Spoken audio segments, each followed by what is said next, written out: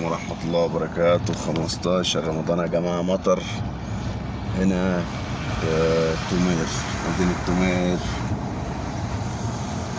شوف ما شاء الله، 15 رمضان. والله جو روعة ما شاء الله. صيام مع مطر، ما اقول لكمش على الجمال وعلى الروعة. يلا ربنا يدومها نعمة يا رب ويحفظها يا رب يا رب.